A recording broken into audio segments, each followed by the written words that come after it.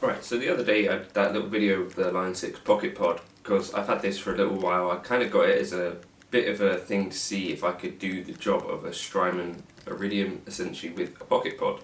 As a result of that experiment, I bought this little guy here, the Line 6 Pocket Pod. This is 2.0 version. Now, I wanted to kind of see where the state of modelling was around 20 years ago, and then compare it to the state of modelling now through the lens of these two things, because I think they're probably in a similar price point. I'm going to go and check on that, and then just talk about some of the things that I think have changed, where we're at with modelling now, what seems to be kind of the norm, what I think are the big changes. So, firstly, I think one of the bigger changes is that instead of having this thing which kind of sits on your desktop and you have to attach via Ethernet, you know, some sort of switching device, I think the idea of the all-in-one unit has kind of become quite a big thing. You know, you've got the Kemper stage, you've got the Line 6 Helix, which was one of the bigger first ones, or the Fractal Ax8, and now pretty much most of the modelling companies will offer an all-in-one solution, so that you can have the whole thing on the floor. And what that really means is that you've got a thing which comes out of the box ready to gig, which I'm not sure was part of the design plan when the initial pod came out. You know, to mount it all in essentially a switching pedal board makes a lot of sense, and for me is one of the biggest wins in the modelling kind of world from then to now. You can use foot switches with the original pod, as I say, with that Ethernet connection, you know, switching patches. Some of the later pedal boards, you had an expression pedal as well. And certainly as things have gone on, like the Pod HD, you can connect a proper floorboard to it and stuff like that. The kind of parallel direction things have gone in is you have like a rack unit and a floorboard, and that seems to still be going on. You know, you've got the Helix rack, you've got an Ax 3, with the idea of having a rack controller and a floorboard. Those two kind of parallel streams, but I think the floorboard is probably winning with Kemper stage. Now the Fractal FM3 and FM9, the Helix floor, the Boss GT1000, you know, Pod Go is on the floor. I think the next biggest change is freeing up the signal chain. So back in the pod days, you'd be able to choose your amp model and your cab, and then you'd be able to choose some effects. So you could have like a delay, you could have a delay, a compressor, a delay, a tremolo, a delay, a chorus, these kind of combined effects, or you could have compressors, tremolos, flanges, rotaries. But what you couldn't do is move them around, whereas in the pod, and basically all of the effects world now, except for, well, even to some extent the Kemper, you've got flexibility over where you put stuff, and I was kind of surprised.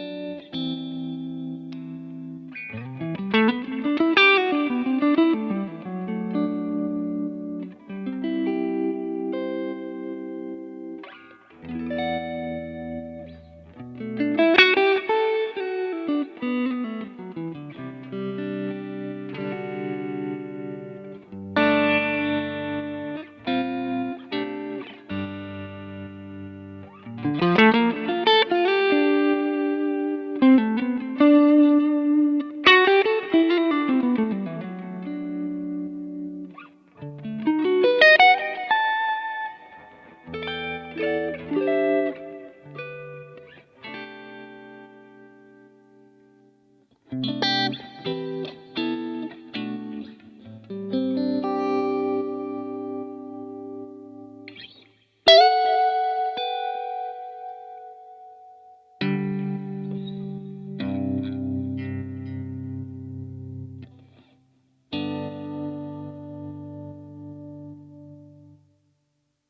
that I miss on the Podgo, you know, like putting a drive pedal in front of the amp, not possible. It's actually not quite true what I just said there. So there's a clean tone. If I hold, tap and turn up the drive, I think you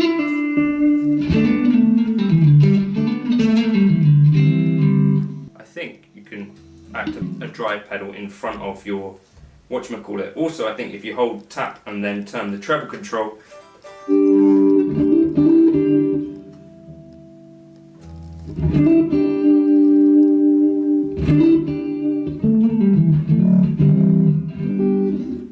could do something similar. If the amp that you're using, the modelled amp, has a presence parameter on it, you hold tap and then turn treble to access that parameter.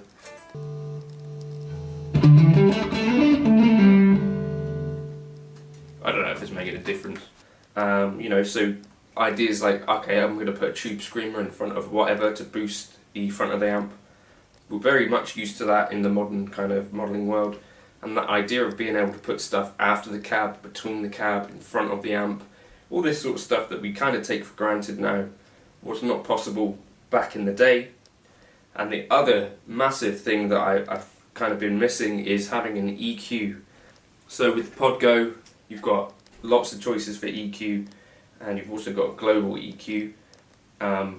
Back in the day, the Pod didn't even have an EQ, and that's become quite an important, I think, tool for shaping tones with modelers in particular, because when it comes to kind of trying to make these things work for you in a live scenario, quite a lot of people end up doing some sort of shelving, whether it's taking out some of the highs or, you know, taking in some of the lows to remove the flub, and more powerful EQs than just the amp, bassman and treble.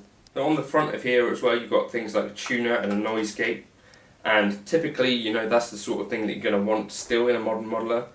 There's a clipping indicator as well, which is cool. Phones output, MIDI, which we don't have on the Podgo actually.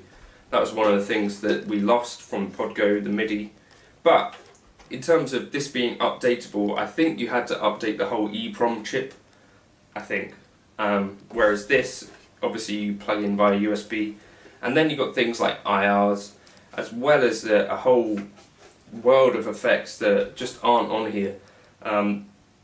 Like 16 effects versus literally hundreds on here of delays, great drives and all of that sort of stuff. So I think not only has the quality of the modelling improved, but in terms of what's available, that's made massive strides as well.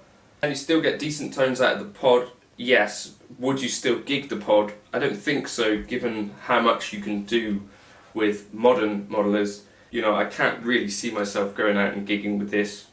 The gigability of this, you know, the snapshots, having the tuner on the board, being able to switch on and off drives in front of the amp, being able to switch on and off delays, all that sort of stuff has become sort of bread and butter, and this stuff is not really up to scratch in that way. So in terms of what's coming down the pipe, I sort of wonder, the Podgo wireless was a thing, so are people going to be expecting to go wireless into their units? I'm not sure whether that will take off, possibly not. The Fractal FM9 kind of showed another kind of step towards people thinking that this all-in-one solution on the floor is a good idea. The Quad Cortex again went down that route. Touchscreens have started to become more of a thing. Remember Headrush were messing around with those in about 2016, is it? Also the Hotone Ampero touchscreen on that. And the new Headrush MX5 has got touchscreen as well. So Quad Cortex obviously follows that path, as well as having a Helix UI. Profiling has become sort of a thing. Not just the Kemper been doing that for a decade, but obviously the Quad Cortex came along and can do that as well. So maybe that's where modelling's heading, being able to do not just the modelling, but able to do like a quick tone match and get you in the ballpark of those tones quite quickly. That could be a thing. Something that makes building these presets even easier maybe, or more straightforward. So I think that's the thing with the new, more complicated kind of signal chain. I think some people do get caught in the weeds of building these presets. In 20 years, I think we've come quite a long way in a lot of ways, you know, in terms of how serious is this tool for gigging compared to how it was, you know. Given the choice to go out and gig with a Pod 2.0 at that point in time must have been a little bit tricky, because you were kind of like, well, what can I do with that? I don't know, was it? Did you ever gig with a Pod 2.0?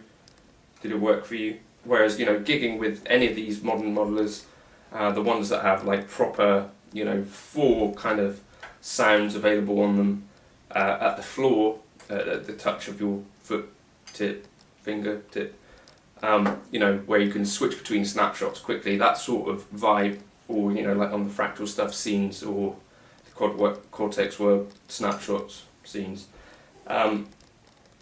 What am I talking about? Yep.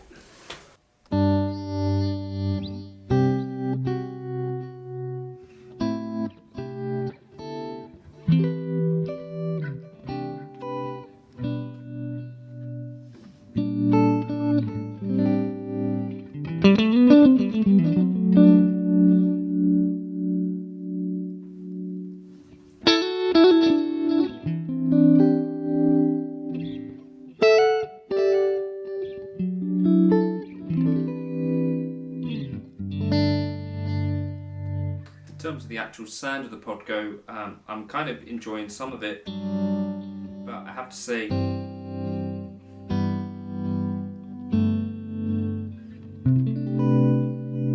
do miss having like a nice reverb to choose from. You know, you've got loads and loads of choice in recent modelers, particularly in the Line 6 stuff.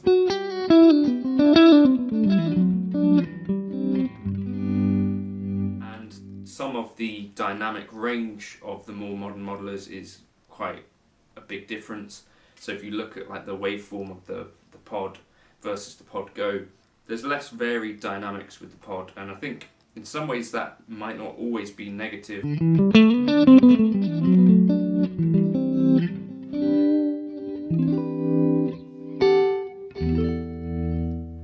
it's more like playing with compressor on.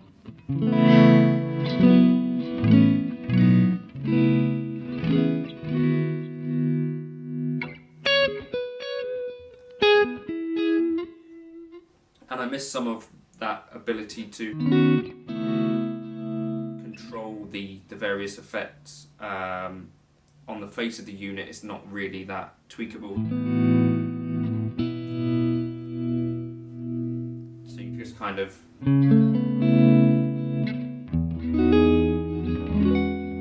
stuck with whatever you've got.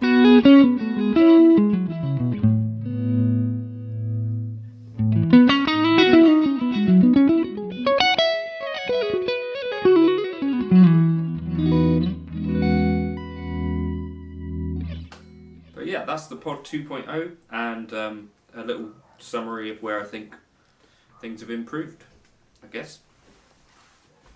Feel free to like and subscribe.